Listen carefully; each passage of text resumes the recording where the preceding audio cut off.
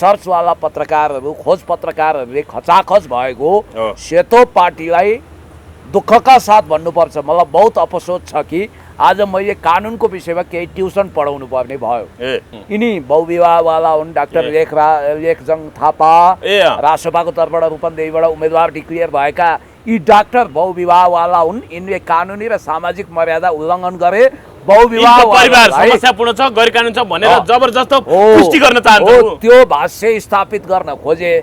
Doctor लेखजङ थापाजीले आफ्नो सामाजिक सञ्जालबाट अदालतबाट बकैदा आफूले डिभोर्स गरेको र अहिलेको पत्नीसँग उनको सम्बन्ध यथावत रहेको भनेर उनले आफ्नो जीवनमा कुनै सामाजिक र कानुनी लफडा नभएको कुरो स्पष्ट गरिसकेपछि सेतो पार्टीसँग दुईटा विकल्प थियो। या त उनले इमान्दारीपूर्वक माफ माग्नु, माफ मागेर पोस्ट हटाउनु, या उनले कुतर्क गर्नु। उसले माफ मागेर पोस्ट हटाउनेतिर लागेन कि उसले कानुनी हिसाबले कुतर्कको बाटो समायो। यो कुतर्क किन, फेरि म तपाईँलाई जवाफ दिन्छु। यो कुरो त एउटा सानो उदाहरणबाट म यसलाई पुष्टि गरिदिन्छु। मलाई लाग्छ लेखजङ थापाको बहुविवाह होइन, उनले डिभोर्स गरेपछि अर्को सम्बन्ध कायम गरेका छन्। यदि त्यो होइन भने राष्ट्रपालले उहाँको उम्मेदवारी खारेज गर्छ। हो भने उहाँले सम्बन्ध विच्छेद गरेका कुरो म विश्वस्त छु र त्यो उहाँले एज सुन एज पोसिबल छिटोभन्दा छिटो राख्नुहुनेछ। राखिसकेपछि उहाँकै उम्मेदवारी निरन्तरता हुन्छ र बहुविवाह प्रमाणित भएको मान्छेलाई चाहिँ राष्ट्रपालले उम्मेदवार घोषणा गर्दैन भनेपछि अहिले फेरि माहौल फेरिएको छ। लेखजङ थापा जो एउटा असाध्यै राम्रो सामाजिक छविको डाक्टर हुन्, राजनीतिक कुरो गर्दिनँ, आज डाक्टर वा असाध्यै राम्रो। हजुर, नेकपा एमालेका प्रभावशाली युवा नेता, सामाजिक अभियन्ता, त्यसै गरी रवि लामिछानेको माहौली भाइ पुण्य गौतम हुनुहुन्छ। पुण्य सर नमस्ते, यहाँलाई स्वागत छ। थ्याङ्क यू सो मच, धन्यवाद। तपाईँसँग मैले रातारात भन्नाले सोमबार बेलुकी कुरा गरेको थिएँ। अब राष्ट्रपालले रूपन्देही क्षेत्रमा 3मा उम्मेदवार बनाएको डाक्टर लेखजङ थापाको विषयमा बहुविवाहको विषय बाहिर आयो। अब यदि यो सत्य हो भने तुरुन्त उहाँले सम्बन्ध विच्छेदको कागजात सार्वजनिक गर्नुपर्छ भनेको 24 घण्टा नबित्दै उहाँले मङ्गलबार बिहान त्यो कागजात सार्वजनिक गर्नुभयो। 2079 माघ 15 गते उहाँको कान्छी श्रीमती नुमा शर्मासँग चाहिँ उहाँले सम्बन्ध विच्छेद गरेको कुराहरू अहिले आइराखेका छ। तर फेरि सेतो पार्टीले बहुविवाह गरेका लेखजङले कान्छी श्रीमतीले मुद्दा दिएपछि गरेका थिए अदालतमा मिलापत्र भनेर समाचार ल्याएको अवस्था छ। भन्नाले बहुविवाह गरेपछि अनि बहुविवाह भयो, त्यसपछि कान्छी श्रीमतीले खाना बोलाउन दिएन, शारीरिक मानसिक यातना दियो, घरबाट निकालियो भनेर उजुरी दिएपछि बल्ल मिलापत्र गरेर सम्बन्ध विच्छेद गरेको कुराहरू आइराखेका छ। यो विषयमा पुण्य सर के छ तपाईँसँग पछिल्लो अपडेट? सेतो पार्टी जसले आफूलाई कर्पोरेट मिडियाको रूपमा, विश्वसनीय न्युज पोर्टलको रूपमा इस्टाब्लिस गर्न खोजिरहेको छ, अमित ढकालको कमान्डमा रहेको उम्दा पत्रकारले भनिएको रिसर्चवाला पत्रकारहरू खोज पत्रकारहरूले खचाखच भएको सेतो पार्टीलाई दुःखका साथ भन्नुपर्छ। मलाई बहुत अफसोस छ कि आज मैले कानुनको विषयमा केही ट्युसन पढाउनु पर्ने भयो। पहिलो कुरो त उहाँहरूले आफूलाई यसरी पेश गर्नुभएको छ मानौ रवि लामिछानेले परिभाषा गरेको पूर्वाग्रहले भरिएका 12 भाइमध्ये एक उहाँहरू त होइन भन्ने कुरोको पुनर्पुष्टि हुन खोज्दैछ। यो मैले यस बारेमा भनेको छु कि पहिलो कुरो त सेतो पार्टीलाई के नैतिक सङ्कट पर्यो भने हिजोको उसको न्युजको मजमुन के थियो भने यिनी बहुविवाहवाला हुन्। डाक्टर लेखजङ थापा राष्ट्रसभाको तर्फबाट रूपन्देहीबाट उम्मेदवार डिक्लेयर भएका यी डाक्टर बहुविवाहवाला हुन्। यिनले कानुनी र सामाजिक मर्यादा उल्लङ्घन गरे। बहुविवाह परिवार समस्यापूर्ण छ, गैर कानुनी छ भनेर जबरजस्त पुष्टि गर्न चाहन्छु। त्यो भाष्य स्थापित गर्न खोजे, तर त्यो भाष्यलाई ठ्याक्र्याक्कै तथ्य र प्रमाणले खण्डित हुने गरी मैले हिजो बुलन्द आवाज गरे के थिए। डाक्टर लेखजङ थापाजीले आफ्नो सामाजिक सञ्जालबाट अदालतबाट बकैदा आफूले डिभोर्स गरेको र अहिलेको पत्नीसँग उनको सम्बन्ध यथावत रहेको भनेर उनले आफ्नो जीवनमा कुनै सामाजिक र कानुनी लफडा नभएको कुरो स्पष्ट गरिसकेपछि सेतो पार्टीसँग दुईटा विकल्प थियो। या त उनले इमान्दारीपूर्वक माफ माग्नु, माफ मागेर पोस्ट हटाउनु, या उनले कुतर्क गर्नु। उसले माफ मागेर पोस्ट हटाउनेतिर लागेन कि उसले कानुनी हिसाबले कुतर्कको बाटो समायो। यो कुतर्क किन, फेरि म तपाईँलाई जवाफ दिन्छु।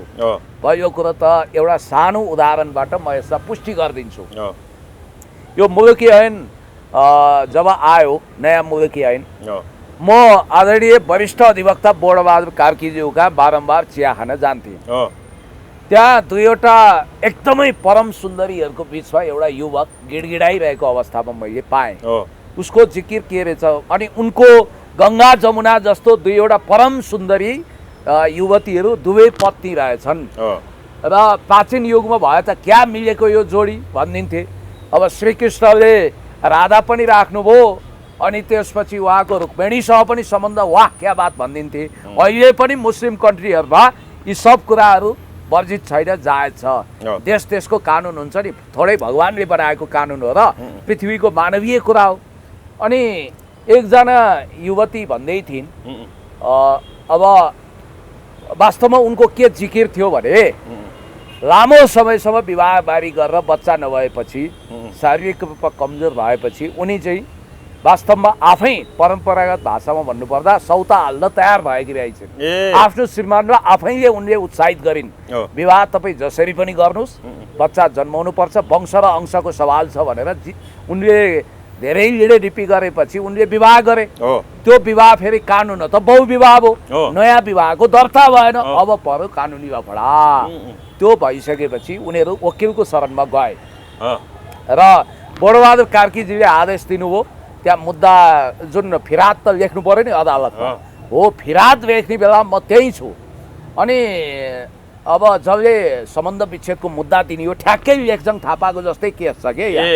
अनि उनले के भनिन् भने म मेरो पतिलाई परमेश्वर मान्छु, उहाँले मलाई घरेलु हिंसा गर्नुभयो, अनि खाना लाउन दिनु भएन, एकदमै कुटपिट गर्नुभयो, घरेलु हिंसा गर्नुभयो, अनि यो पापी कुरा म गर्न सक्दिनँ, हो यस्तो कुरा नगरौँ, जे हो त्यही भनौँ भनेपछि ओहो तपाईँहरूले नेपालको कानुन बुझ्नु भएको छैन। फिराद गर्दा भोलि कुनै पनि तपाईँले पतिसँग सम्बन्ध विच्छेदको लागि निवेदन हाल्दा हाम्रो प्रेम भने एकदम सुमधुर छ, हामी राम सीता जोडी जस्तो छौँ भनेपछि न्यायाधीशले डिभोर्स दिन्छ, यो काहीँ हुन्छ। त्यसकारण तपाईँले केही न केही गर्नै पर्छ, भन्नै पर्छ, लेख्नै पर्छ भनेपछि यो त अब तपाईँ जे लेख्नुहुन्छ हामीलाई सदर छ भनेपछि उहाँले त्यहाँ सरर लेखेको हेरेँ, यही थियो बेहोरा। अब घरेलु हिंसा गरेको, खानपिन गर्न नदिएको, दुर्व्यवहार गरेको, यही लेखिएको थियो पत्नीको तर्फबाट फिराद, जबकि यो कुरा विशुद्ध औपचारिक र कानुनी हो। कतिखेर यो मानिन्छ भने कुटपिट गरेको मुद्दा केस प्रहरीमा दर्ता हुनुपर्छ। अर्को कुरो, त्यो प्रहरीमा दर्ता भएपछि अदालतले चाहिँ कुटपिट भएको घाउ जाँच गरेर त्यसको आधारमा आदेश गर्छ।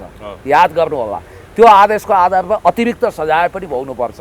तर यहाँनिर अदालती औपचारिकताको लागि, सम्बन्ध विच्छेदको लागि उनकी दुई मध्ये एक पत्नीले दिएको उजुरीको आधारमा सम्बन्ध विच्छेद भएको छ। त्यो मिलापत्रमा, फेरि यहाँ भाषा बुझ्नु होला, सम्बन्ध विच्छेद केमा भएको छ, मिलापत्रमा भनेको मिलिजुली डिभोर्स गर्न, छोडपत्र गर्न हामी राजी भयौँ भनेको हो नि। त्यो भन्ना साथ यहाँनिर कहाँ घरेलु हिंसा भयो?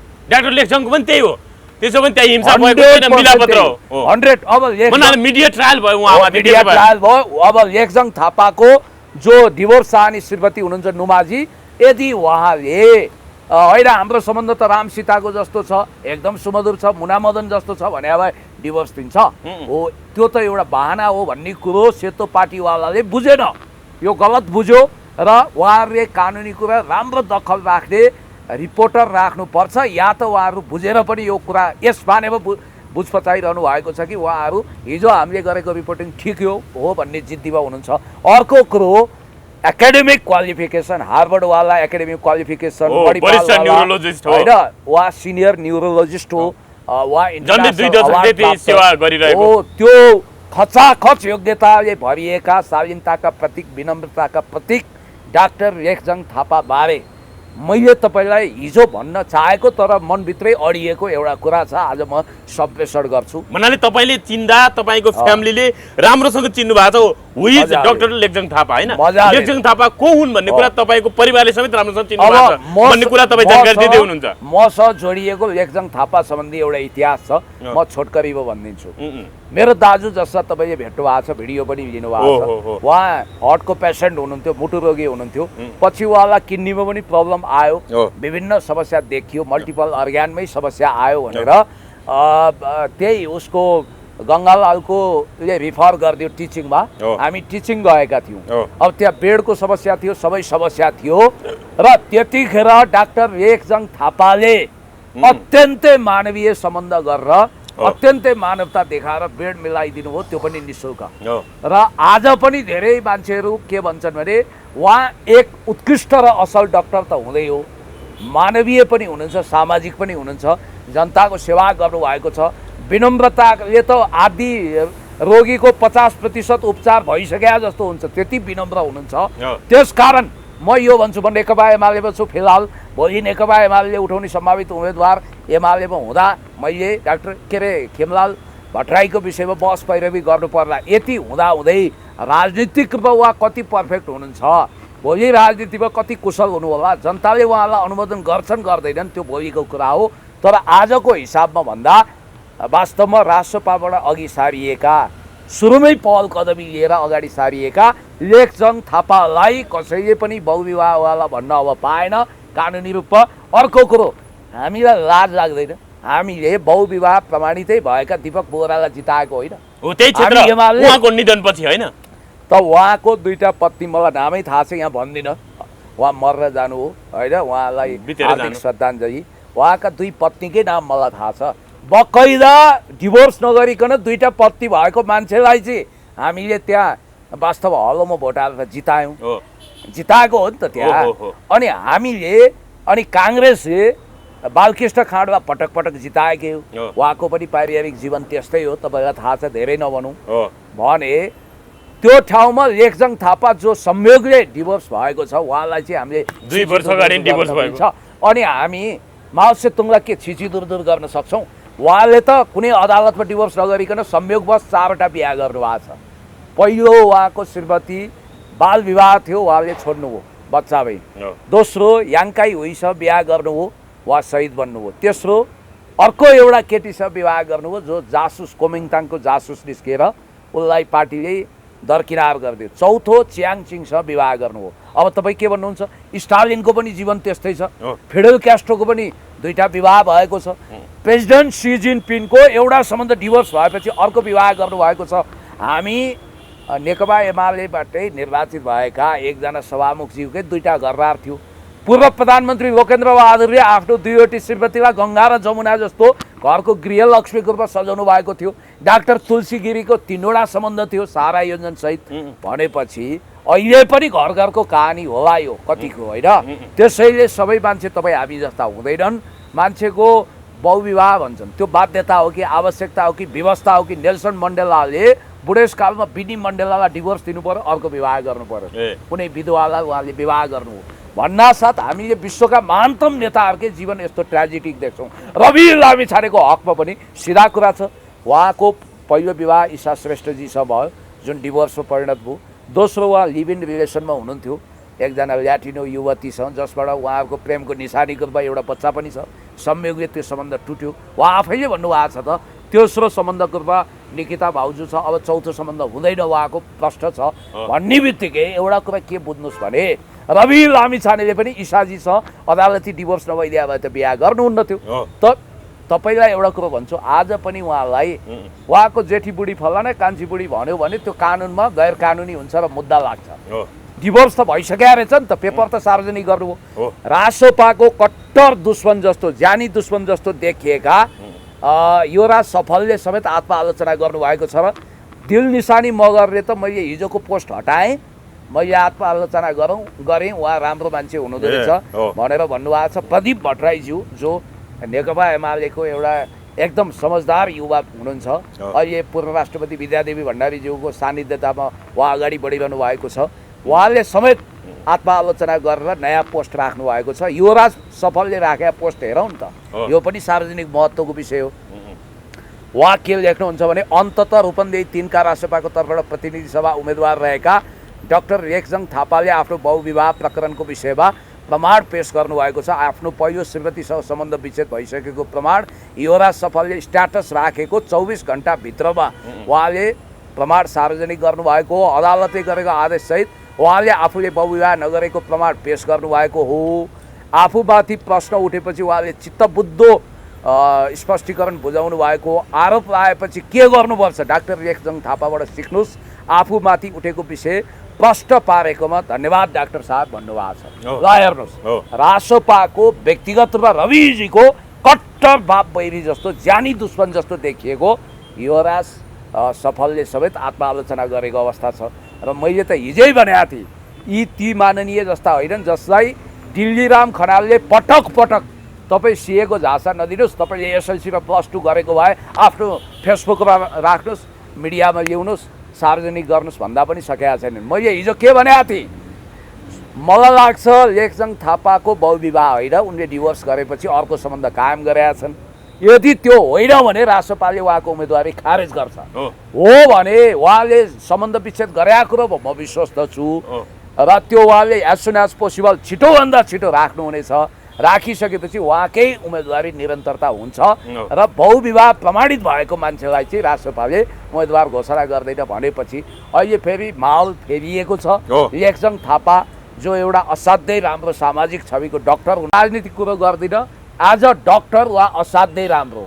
हजुर, अब ठ्याक्कै यो सेतोपानीमा आएको न्युजको बारेमा तपाईँले खण्डन गरिसक्नु भएको छ, तर सेतोपानीमा ठ्याक्कै आएको न्युज चाहिँ के थियो अलिकति पढेर सुनाउनुहुन्छ कि एकचोटि? म सुनाउँछु र यो पढिबाची म तपाईँलाई सुनाउन चाहन्छु। यो अलिकति लिङ्क खोल्न यहाँ टाइम लाग्ला जस्तो छ, म हेर्दैछु। ल भन्नु त पुग्नेछ, के छ ठ्याक्कै सेतोपानीमा आएको न्युज चाहिँ के हो, त्यसपछि तपाईँले थप खण्डन गर्न सक्नुहुन्छ? यसमा बहुविवाह गरेका रेक्जङले कान्छी श्रीमतीले मुद्दा दिएपछि गरेका थिए अदालतमा मिलापत्र भनेर आफ्नो कुरालाई घुमौरो तरिकाले अभिमानी तरिकाले स्थापित गर्न खोजेको देखियो। अब घरबाट निकालेको, मानसिक यातना दिएको र खाना समेत नदिएको भन्दै कान्छी पत्नीले हालेकी थिइन् मुद्दा। अब याद गर्नु होला, यो एउटा औपचारिक हुन्छ मुद्दाको फिराद। राष्ट्रिय स्वतन्त्र पार्टी राष्ट्रसभाका रूपन्देही क्षेत्र नम्बर 3 का उम्मेदवार डाक्टर रेक्जङ थापाले बहुविवाह गरेको मुद्दा परेपछि सम्बन्ध विच्छेद गरेको देखिएको छ। रेक्जङले मङ्गलबार बिहान सामाजिक सञ्जाल फेसबुकमा रूपन्देही जिल्ला अदालतको आदेश सार्वजनिक गर्दै सम्बन्ध विच्छेद भइसकेको दाबी गरेका हुन्।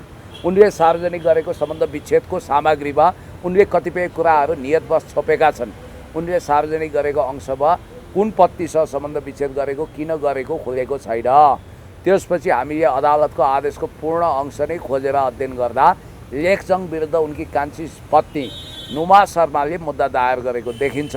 उजुरी दिँदा जेठी वा कान्छी पत्नी भन्ने उल्लेख छैन। यसरी उल्लेख गरेको भए बहुविवाह गरेको कुरा त्यही बेलै प्रष्ट हुन्थ्यो। जेठी पत्नीले मुद्दा हालेको भए बहुविवाह गरेर कान्छी ल्याएको उल्लेख हुन्थ्यो। रेक्जङका छिमेकीहरूले नुमा कान्छी पत्नी भएको बताएका छन्। अदालतले दर्ता गरेको मुद्दा अनुसार उनीहरू बीच 2070 सालमा विवाह भएको र 71 साल असोज 19 गते छोराको जन्म भएको देखिएको छ। रेक्जङको पत्नी नुमाले दायर गरेको मुद्दामा 2079 साल पुस 20 गते आफूलाई खाना लाउन केही नदिई शारीरिक मानसिक यातना समेत दिई घरबाट निकालेको उल्लेख गरिएको छ। उनले अदालतमा दर्ता गरेको मुद्दामा पनि भनिएको छ, हामी दुवैजना त पति पत्नीको रूपमा बसिआएकोमा विपक्षी पक्षले घरको काम व्यवहार नगरी अरूको कुरा सुनि मलाई सधैँ गाली गर्ने, खाना लाउनमा दुःख दिई घरमा बस्न रहन समेत नदिएकोले मिति 2079 साल पुस 20 गते घरबाट निकाला गरेको र विपक्षी पक्षले मलाई मानसिक तथा शारीरिक पीडा दिँदै आएको हुँदा सहँदै बसिआएकोमा निजलाई सम्झाउँदा उल्टै नमानी बारम्बार शारीरिक र मानसिक कष्ट हुने गरी यातना दिई आएकोले बाध्य भई निज पतिसँग मेरो पछिसम्म राम्रो सम्बन्ध हुन सक्ने अवस्था नरहेकोले र मैले आफ्नो जीविकोपार्जन गर्नको लागि स्वतन्त्र वस्त्र श्रेष्ठकर सम्झी मुलुकी देवानी कार्यविधि संहिता 2074 को दफा 8 मुलुकी देवानी संहिता 2074 को दफा 15 ख ग तथा ऐजन दफा 96 नंबर को आधार एवं ऐजन को दफा 104 ले तोकिएको हदम्यादभित्र प्रस्तुत नालिस गर्न आएकी छु। यो मुद्दा परेपछि लेखजङले कान्छी पत्नीसँग अदालतमै गएर 79 साल माघ 15 गते मेलमिलाप गरेर सम्बन्ध विच्छेद गरेको देखिन्छ। यसरी लेखजङले पहिलो पत्नी सुलोचना घिमिरेसँग विवाह कायम रहेको बेला दोस्रो पत्नी नुमासँग विवाह गरेको र बच्चा समेत भएको देखिन्छ। लेखजङले आफ्नो YouTube channel super Thapa family भन्दै 5 वर्ष अगाडि जेठी श्रीमती सुलोचना घिमिरे, कान्छी पत्नी नुमा शर्मा, दुवै छोराहरूको भिडियो अपलोड गरेको थिए। सो भिडियोको निर्देशक लेखजङ, प्रोडक्सन डिजाइनर पत्नी सुलोचना र लेखन कान्छी पत्नी नुमाले गरेको उल्लेख गरिएको छ। यसरी केही वर्षसम्म दुवैजना पत्नीसँग लेखजङसँगै बसेको देखिन्छ। मिलापत्र गर्दा श्रीमती नुमा शर्माले कुनै पनि अंश दाबी गरेकी छैनन्। छोराको लालन पालनको जिम्मा दुवैजनामा रहने उल्लेख गरेको छ। सेतो पार्टीले आइतबार साँझ बहुविवाह गरेको उजुरीबीच लेखजङले राजसपाले लेखजङ थापालाई बनाए उम्मेदवार भन्ने सामग्री प्रकाशित गरेको थियो। सो समाचार प्रकाशित भएपछि लेखजङले उनीहरूको भिडियो र दुवै पत्नी देखिने टिकटक हेर्न नमिल्ने गरी अकाउन्ट प्राइभेट गरेका छन्। सेतो पार्टीसँग सुपर थापा फ्यामिली भन्ने भिडियो सुरक्षित छ। एकजना पत्नी भएको बेला अर्को विवाह गर्नु कानुनी हिसाबले कसुरजन्य मानिन्छ। कसुरजन्य मानिन्छ। सामाजिक हिसाबले बहुविवाह नैतिक पतन मानिन्छ। लेखजङले बहुविवाह गरेको हो वा होइन भन्ने बारे आइतबार समाचार प्रकाशित गर्दा हामीले पार्टीको महामन्त्री कविन्द्र बोर्लाकोटीलाई सोधेका थियौँ। लेखजङले 2 विवाह गरेको तर पहिलो श्रीमतीसँग सम्बन्ध विच्छेद गरेर मात्रै अर्को सम्बन्ध विवाह गरेको महामन्त्री कविन्द्रले दाबी गरेका थिए। उहाँको दोस्रो विवाह भएको रहेछ तर पहिलो पत्नीसँग सम्बन्ध विच्छेद गरेर मात्रै विवाह गर्नुभएको रहेछ। पहिलो पत्नीबाट जन्मिएको बच्चा लेखजङजीकै रहेछ उनले सेतो पार्टीसँग भनेका थिए। रूपन्देही 3 मा कार्तिक 17 गते उपनिर्वाचन हुँदैछ। उक्त उपनिर्वाचनमा राजसपाको उम्मेदवार रहेका लेखजङले मङ्गलबार बिहान, स्मरण रहोस्, मङ्गलबार बिहान सम्बन्ध विच्छेदको सामग्री आंशिक रूपमा सामाजिक सञ्जाल फेसबुकमा राख्दै लामो स्पष्टीकरण लेखेका छन्। उनले लेखेका छन्, अब लेखजङ थापाले आफ्नो पारिवारिक जिन्दगीको विषयमा के लेख्नुभयो त भनेर यहाँनिर उल्लेख छ। लेखजङ थापा भनेको रूपन्देही निर्वाचन क्षेत्र नम्बर 3 बाट अब सांसदको प्रत्याशी हुन्। अब हुने चुनावमा उनी सांसद पदमा उठ्दैछन्। म्हणजे यो विषयले त उहाँलाई मिडिया ट्रायल गरेर एक ढङ्गले बदनाम गर्न खोजिदियो, उल्टो उहाँको पक्षमा एक ढङ्गले माहौल बन्ने अवस्था आयो। यो पढेपछि मैले केसरा 10 मिनट लगाएर केलाइदिन्छु, म प्रश्न गरिदिन्छु सबै कुरो। तपाईँलाई मैले भनौँ अब उहाँको स्ट्याटस के छ त? डाक्टर लेखजङ थापा जो राजसपाको उम्मेदवार हुनुहुन्छ उहाँको पनि पढौँ। उहाँले लेख्नु भएको छ, रूपन्देही क्षेत्र नम्बर 3 मा 96 वर्षकी मेरी बुढी आमा बस्नुहुन्छ। पहिलो फ्लाइट लिएर आमालाई आफू उम्मेदवार भएको खुसी बाँडेर आशीर्वाद लिने मन थियो। सोचेको थिएँ एउटा चिकित्सकको रूपमा मैले गर्न खोजेका सत्कार्यका कुराहरू हेडलाइन बन्लान् र म आमालाई यही कुरो देखाएर राजनीति अब सङ्लो हुन्छ है, परिवर्तनको छनक हजुरले आफै पालामा देख्नुहुन्छ है भनेर विश्वास दिलाउँछु। खैर जिन्दगी सोचे जस्तै कहाँ हुन्छ र मलाई आशीर्वाद दिन भैरवामा मेरी आमा मलाई कुर्दै गर्दा म काठमाडौँमा मेरो निजी जीवनमाथि प्रश्न गर्नेहरूलाई उत्तर दिँदैछु। प्रश्न गर्ने सबैजनालाई हेकारोस्। मेरो पारिवारिक जीवन न गैर कानुनी छ न समस्यापूर्ण भनेर उहाँले स्ट्याटस लेख्नु भएको छ। र अब म सम्बन्ध विच्छेदको कागज पनि सार्वजनिक गर्नुभएको छ। केही होइन सेतो पार्टीमा जस्तो उहाँ विरुद्ध उजुरी परेको पार्टीको अनुशासन समितिमा भन्ने कुराहरू पनि आइराखेको थियो, तर मैले कहीँ उजुरी गरेको छैन भने त्यहाँ एकजना आकाङ्क्षी मधुप्रसाद अर्यालले भनेका छन्, म अब डाक्टर लेखजङ थापालाई जिताउन हाम्रो पुरै सिङ्गो टिम पहिलाका पुरै 8 अरू अन्य आकाङ्क्षीहरू सबै लाग्छौँ भनेर भन्नुभएको छ। हेर्नुहोस् त, उनीहरूले प्रायोजित तरिकाले डाक्टर लेखजङलाई बदनाम गर्न पनि एक ढङ्गले बनावटी समाचारको पनि सहारा लिएको हो त। सुनियोजित वा गोएबल्स प्रोपोगन्डा गरिएको छ। जब सम्बन्ध विच्छेदै भइसकेको छ भने यो बवाल हल्लाको अर्थ के? तपाईँ माओ त्से-तुङलाई विश्वक्रान्तिको नेता मान्ने, जसले कुनै अदालती डिभोर्स बिना नै 4वटा सम्बन्ध बाध्यतावश कायम गर्नुभएको थियो। मान्छेका बाध्यता व्यवस्था हुन्छ, रङ्गीन मिजाजको मान्छेले मात्रै अर्को सम्बन्ध कायम गर्दैन। त्यसमा केही व्यवस्था, केही बाध्यता, केही घरेलु सामाजिक रीतिथिति पारम्परिक कुराले असर गरेको हुन्छ। अहिले पनि यो भगवानले बनाएको कानुन त होइन नि, अरब दुबई कतार विभिन्न मुलुकहरूमा स्वस्फूर्तमा धेरै पत्नीहरू राख्ने कानुन छ, त्यहाँ बकैदा पाइन्छ। तर अब नेपालको कानुनको अपराध संहिताले, मुलुकी ऐनले यो कुरा वर्जित गरेको हुनाले कानुनी र सामाजिक प्रश्न उठ्यो। अब जहाँसम्म मलाई लाग्छ आज पनि यसको जिकिर के छ भने उहाँको पत्नी अनि अझ कतिले के भनेका छन् भने उहाँले सार्वजनिक गरेको अदालती कागज केही अंश चाहिँ ब्लोर गरिएको छ भनिएको छ। ए मूर्ख मनुवा हो, व्यक्तिको प्राइभेसी हुन्छ, उहाँले जे देखाउन मिल्ने हो त्यो राख्ने हो। उहाँको पत्नी को थियो के थियो, अहिले मिडियामा हल्ला भयो, मिडिया ट्रायल भएको छ, ट्रायल एन्ड एरर पनि भइसक्यो। ट्रायल मात्रै होइन, यो असफल पनि भइसकेको छ। मिडिया कन्ट्रोलमा नोम चम्स्कीले भन्नुहुन्छ नि, आजकल न्युज म्यानुफ्याक्चरिङ गरिन्छ, प्रायोजित न्युजहरू मार्केटमा फिजाइन्छ गोबल शैलीमा, त्यो सबै सत्य नहुने। उहाँले उहाँलाई मिडिया ट्रायल गरेर बदनाम गर्न खोजिदियो, झन् उहाँको उचाइ बढ्यो अहिले। हो, त्यो ब्लोर गरिएको अंश भने चाहिँ उहाँको प्राइभेसी हो। उहाँले जोसँग सम्बन्ध विच्छेद गर्यो, उहाँ चाहिँ मिडियामा आउन चाहनुहुन्न भन्ने देखियो। अर्को कुरो, उहाँ र आफैले के कुरा आफै खण्डन गर्दै हुनुहुन्छ भने नि, यो एउटा उखान छ के, हिँड्दैछ पाइला मेट्दैछ, के हो भन्दा डुङ्गा भन्छन् नि, हो यो डुङ्गाको चरित्र यहाँ आयो। उहाँ र आफै भन्नुहुन्छ अब घरेलु हिंसा गरेको, कुटपिट गरेको, घरबाट निकालेको, दुर्व्यवहार गरेको हुनाले उहाँकी फलानी पत्नीले सम्बन्ध विच्छेदको फिराद हाल्नुभयो भन्नुहुन्छ। अनि आफै चाहिँ के भन्नुहुन्छ, दुईटा सम्बन्ध झिउका त्यौँ छ, अस्तिसम्म टिकटक बनाएका थिए, उनीहरू त मिलेका छन्, कहाँ हुनु, यिनीहरू त बहुविवाहमा यो लेखजङ थापा जोडिएका छन् भन्छन्। यस्ता हाउडे हावादारी कुरो आफै स्वतः खण्डित हुन्छ।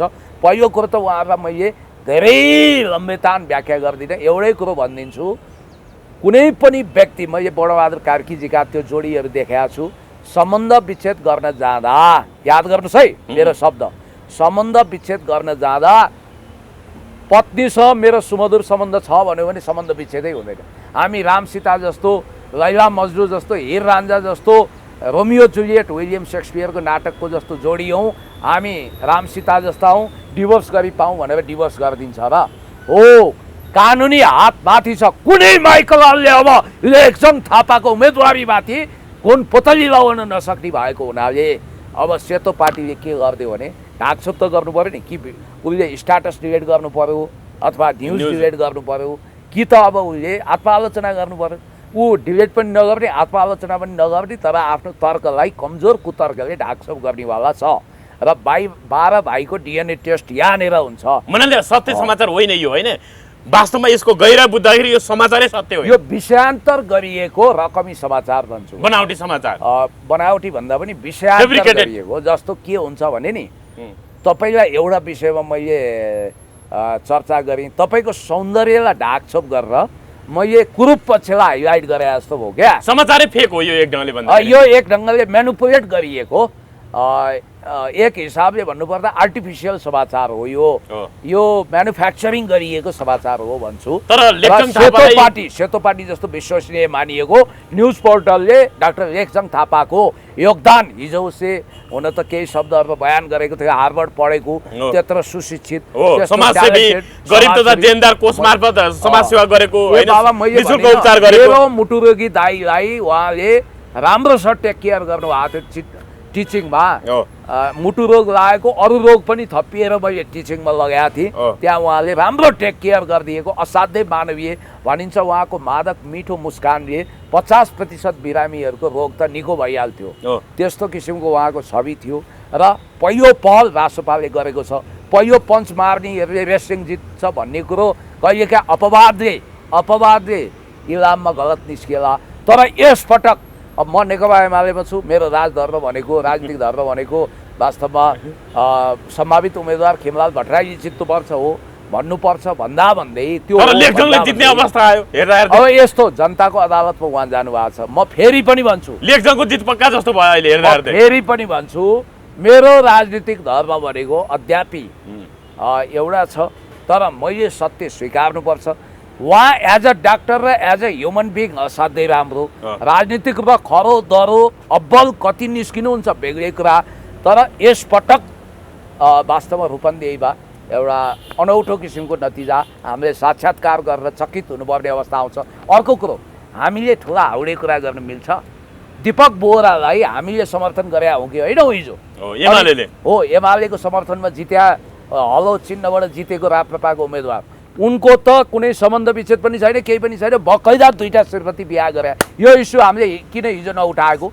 हिजो यो इस्यु उठाउँदा हाम्रो ओठमा भोटे ताल्छ, हामीले किन ठोक्यौँ? हामीले त्यतिखेर नैतिकताको आधारमा भन्न सक्नु पर्थ्यो दीपक बोहरा भनेको बहुविवाह गरेको मान्छे, हामी भोट हाल्दैनौँ भनेर हामीले बवाल किन गर्न सकेनौँ? यत्रा मिडियाले किन उठाउन सकेनन् यो इस्यु? दीपक बोहराको पारिवारिक सम्बन्ध किन उठाएनन् हिजो? यही सेतो पार्टी, रातो पार्टी, अनलाइन खबर के यिनीहरूले। अनि अर्को कुरो, बालकृष्ण खाँडको पनि त पारिवारिक जिन्दगी एकल जीवन बितेको हो र? एउटै पत्नीसँग सम्बन्ध हो र? उहाँको पारिवारिक जीवन के छ भन्ने कुरो पनि थाहा छ। त्यसकारण सम्बन्ध विच्छेद गरेर म्यारिचुअल स्ट्याटस सिङ्गल बनाएर अर्को विवाह गरेका, भनेको मतलब एक्लै जिन्दगी बाँच्न सकिँदैन भनेर विवाह गरेका लेखजङ थापालाई कन्ट्रोभर्सीको भुङ्ग्रोमा किन जाकेको भन्ने प्रश्न मेरो। अब अन्त्यमा जाँदा अब जस्तो हर्क साम्पाङ सोमबार बेलुकी काठमाडौँ आउनुभयो र मङ्गलबार बेलुकी साँझ फर्कनुभयो, तपाईँ पनि बिदा गर्न एयरपोर्टसम्म पुग्नुभयो।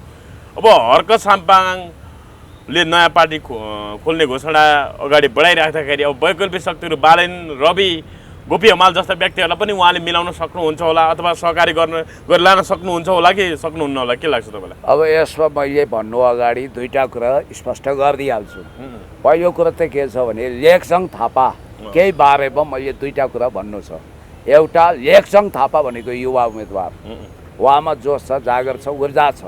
अब राजनीतिक रूपमा उहाँ कति म्याच्युरिटीमा हुनुहुन्छ त्यो भविष्यले देखाउँछ। डाक्टर लेखजङ थापा होइन, डाक्टर लेखजङ थापा खरो उत्रिएको डाक्टर उपेन्द्र देवकोटा पछिको स्वनाम धन्य उहाँ न्युरोलोजिस्ट हो। उहाँले धेरै सेवा गर्नुभएको छ, समाज सेवा गर्नुभएको छ। मैले जसरी गरिब दुःखी रोगी असहायलाई मद्दत गरेको छु त्यसै गरी उहाँले धेरै मद्दत गर्नुभएको छ। दोस्रो, मैले तपाईँलाई के भन्छु भने लेखजङ थापालाई एकचोटि जनताले हेर्न चाहन्छन् कि भन्ने पनि देखिया छ। भोलि के गर्छन् बेग्लै कुरा हो। उहाँले जित्नु होला भन्ने राष्ट्रपा कार्यकर्ताको आशा होला। अब के गर्नुहुन्छ, जित्नुहुन्न त्यो जनताले फैसला गर्ने कुरा हो। तर पहल चाहिँ पहिला राष्ट्रपाले लिइसक्यो, मैदानमा उसले भकुन्डो पुऱ्याइसक्यो। अब कहाँ पुऱ्याउँछ, त्यो कोर्टमा पुऱ्याउँछ कि पुऱ्याउँदैन भन्ने कुरा बेग्लै हो। अब अर्को कुरो, यसमा मिडिया ट्रायल असाध्यै आपत्तिजनक छ। बेकारमा अर्काको पारिवारिक जीवनमा भ्वाङ पार्नु हुँदैन। कन्स्पिरेसी थ्योरी भन्छ नि, द प्रिन्समा मेकियावेलीले प्रपाउन्ड गरेको हो, त्यो कन्स्पिरेसी थ्योरीमा जानु भएन। ए बाबा, रवि लामिछाने जो अहिले नक्खु कारागारमा थुनिनु भएको छ, उहाँ आफैले सेलेक्सन गरेको उम्मेदवार हो नि। उहाँले बहुविवाह प्रमाणित भएको मान्छेलाई उम्मेदवारी दिनुहुन्छ र उहाँ आफैले आफ्नो डिभोर्स गरेर अर्को विवाह गर्नुभएको थियो रवि लामिछानेले। मेरो त आमाको मावली हो नि उहाँ। म आत्मविश्वासका साथ भन्छु अनैतिक व्यक्तिलाई रवि लामिछानेले अहिले टिकट दिनुहुन्न र लेखजङ थापाको पल्ला भारी हुनसक्छ। अब यहाँ त भन्दिनलाई त के हो र, ए त्यो रवि लामिछाने त चोर हो, यो हो भनेर राजेन्द्र खड्गी डुक्रिरहेका छन्। जे पनि भन्छन् उनी, जे पनि बोल्छन्। यो विषयमा हिजो भने यस्ता हर्फन मौलाहरू, यस्ता मान्छेहरूले रवि लामिछानेलाई ब्लेम गर्नुको अर्थै छैन। त्यो फलाना भाइ, त्यो मामु छाडा शब्द किन प्रयोग गरिरहेछन्? अब अहिले त के प्रमाणित भयो भने राजेन्द्र खड्गी त माओवादी रहेछन्। एउटा भिडियो तपाईँलाई देखाइदिउँ।